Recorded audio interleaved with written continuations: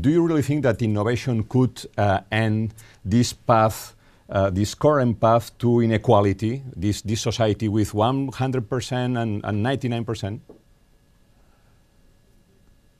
Well, I think a life of fascinating exploration and exciting discovery. I think such a life is. I think such a society that is having that experience is pretty fortunate, and of course it's people are not all going to be equally lucky in those endeavors. Yeah. So there's always going to be quite a lot of inequality in such a world. So, but it seems to me the very first thing we want is we want a good economy, and an economy that offers a good life. Then we can talk about, okay, what about justice? And we should. But I don't think we should talk about justice before we've got an economy that's worth talking about and that we want. But if there is not justice, there is not good life. No.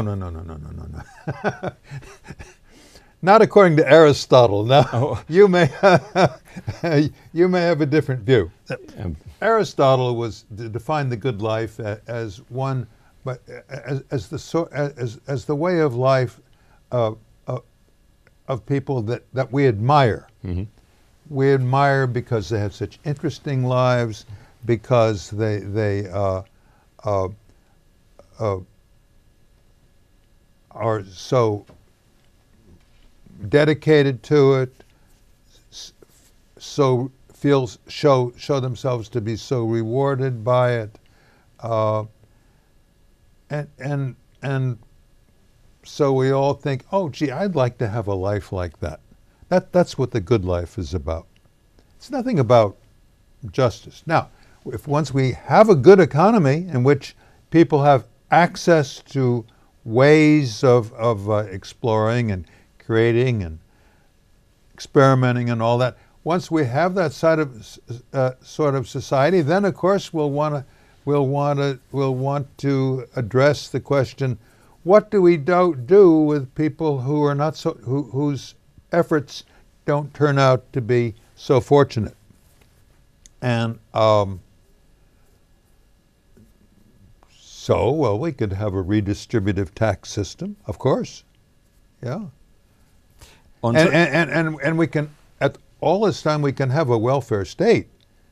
We're not going to leave people without education or starving on the streets. No, of course not. Mm-hmm. On social networks, your take is that we value more to be somebody than to do something. Is that the idea? Doing something is not sufficient. And being somebody is not really the point either. It's succeeding in what you've been trying to do, making a difference, having a feeling of achievement, a feeling that you've done something meaningful. It's a lot of things, but it's not just, there's not just one right answer. The obsession of young people with the social media, with talking with each other, it seems, all day, that doesn't seem to me to be healthy. I'd rather see individuals staring into space, thinking about some better way of doing something, or thinking about some better product to produce. And I think that highly innovative people have always been, generally speaking, people who